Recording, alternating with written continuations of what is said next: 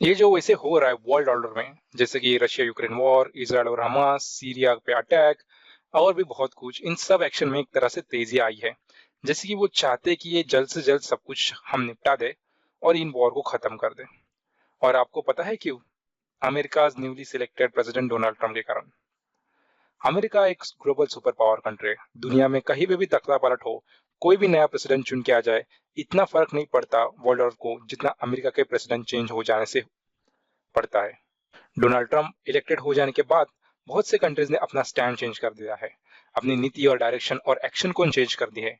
बहुत से कंट्रीज के प्रेसिडेंट ये टेंशन में है क्या वो अपनी इकोनॉमी रन कर पाएंगे डोनाल्ड ट्रम्प के एक्शन लेने के बाद। जस्ट एग्जांपल जस्टिन ट्रूडो और कनाडा। इससे पहले हम ये जानें कि ट्रम्प की नीतियों का इंडिया पे क्या असर होगा, उसके पहले हमें ये जानना पड़ेगा कि डोनाल्ड ट्रम्प के स्ट्रेटजीज है क्या।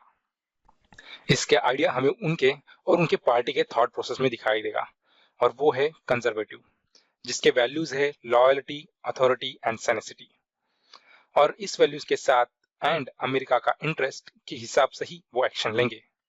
इसको आप ऐसे समझ सकते हैं जैसे कि जो बाइडन एक सोशलिस्ट और एक्टिविस्ट है और थ्रूली पॉलिटिशियन है, इंडिविजुअल वैल्यू को सपोर्ट करते हैं, वही हमारे डोनाल्ड ट्रम्प एक कॉर्पोरेट बिजनेस माइंडसेट पर्सन है। वो इंडिविजुअलिटी पे नहीं, ऑर्डर ऑफ अथॉरिटी को वैल्यू करते हैं। उन्होंने मास्टर डिग्री ली है इकोनॉमिक में और कई बिजनेस हैंडल भी किए हैं। तो वो एक थ्रूली बिजनेसमैन और इकोनॉमिस्ट है। तो एक बिजनेसमैन इकोनॉमिस्ट जैसे सोचेगा, जो अमेरिका के इंटरेस्ट में होगा वैसे ही वो एक्शन लेंगे। मतलब इक्वेशन सिंपल है, order authority value plus business and economic mindset plus America का interest is equal to Donald Trump की स्ट्रेटजी। तो देखते हैं इस फॉर्मूला के हिसाब से उन्होंने कौन कौन से एक्शन लिए हैं और आगे वो कौन से एक्शन ले सकते हैं।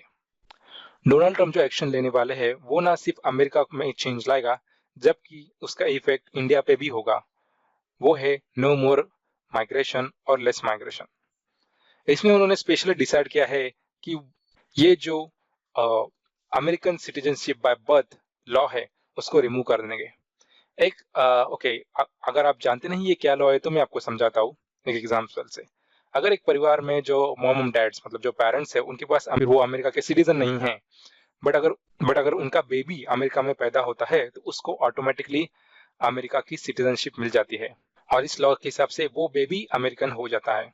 समटाइम्स तो उस न्यू बेबी बॉर्न की देखभाल करने के लिए वो जो पेरेंट्स होते हैं वो भी पूरे के पूरे वहीं पे रुक जाते हैं। इस तरह से हिस्ट्री में अमेरिका में बहुत ज्यादा माइग्रेशन हुआ है, और डोनाल्ड ट्रम्प इसी लॉ को रिमूव करके इस माइग्रेशन को रोकना चाहते हैं। बहुत से इंडियन भी ऐसा पहले कर चुके हैं। माइग्रेशन चाहे लीगल हो या इलीगल हो, वो किसी भी तरीके से सब माइग्रेशन रोक देंगे, जिससे जो इंडियन अमेरिका में जाना चाहता है, बसना चाहता है, सेटल होना चाहता है, उसके लिए काफी ज्यादा मुश्किल होगी। ये है अगेन डोनाल्ड ट्रम्प के ऑर्डर ऑफ अथॉरिटी का वैल्यू, जो एक इंडिविजुअलिटी वैल्यू के ऊपर वो उसे रखते हैं। इसके साथ ही अगर मैं और एग्जांपल बताऊं तो उन्होंने कहा है कि वो जो एलजीबीटीक्यू कम्युनिटी है, जिसको जो बाइडेन ने काफी सपोर्ट किया था अब तक, उसका उसका वो सपोर्ट जो प्रोटेक्शन एलजीबीटीक्यू कम्युनिटी को मिल रहा है वो सब कुछ वो रिमूव कर देंगे। तो ये है उनके वैल्यूज, ये है उनके सोचने का तरीका। रादर दैन इंडिविजुअलिटी वैल्यू पे फोकस करने के बजाय वो एक अथॉरिटी वैल्यू की तरह डिसाइड करेंगे सब कुछ। नेक्स्ट डोनाल्ड ट्रम्प जो एक्शन लेंगे वो ना कि सिर्फ इंडिया पे इफेक्ट करेगा, बल्कि वर्ल्ड में बहुत सी कंट्रीज है जिसपे वो इफेक्ट करेगा, और वो है imposing tariff and trade war. जैसे कि रिसेंट इलेक्शन कैंपेन में डोनाल्ड ट्रम्प ने अमेरिका के जनता को प्रॉमिस किया है कि वो काफी सारे टैक्स में कट करेंगे, काफी सारे टैक्स में उनको राहत देंगे, और जो यूएसए पे डेब्ट बढ़ा है उसको भी वो कम करेंगे। इसके कारण डोनाल्ड ट्रम्प की काफी बड़े पैमाने पे जीत हुई है अमेरिका में।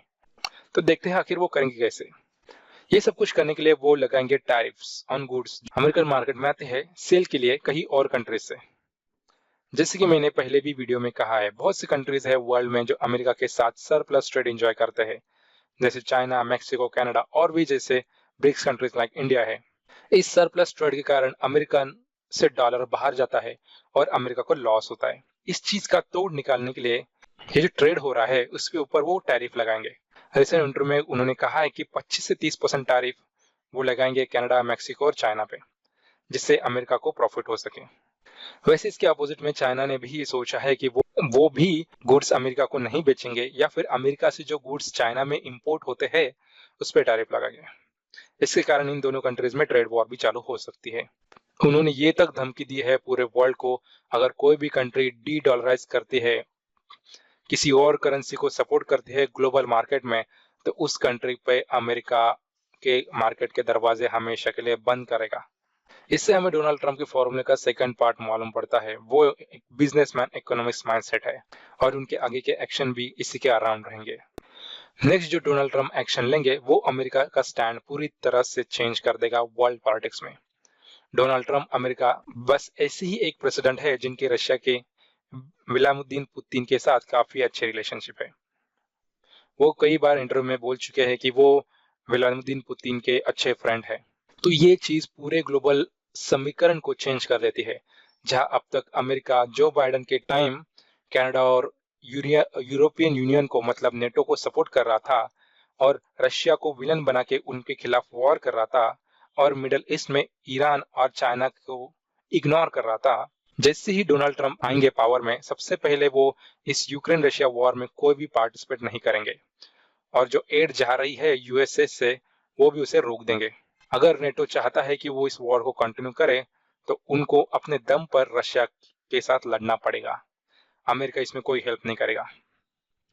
यहाँ तक कि डोनाल्ड ट्रंप ये भी कह चुके हैं कि अमेरिका को नेटो से बाहर निकल जाना चाहिए, क्योंकि उसका अमेरिका को इससे कोई भी फायदा नहीं है, कोई भी प्रॉफिट नहीं है।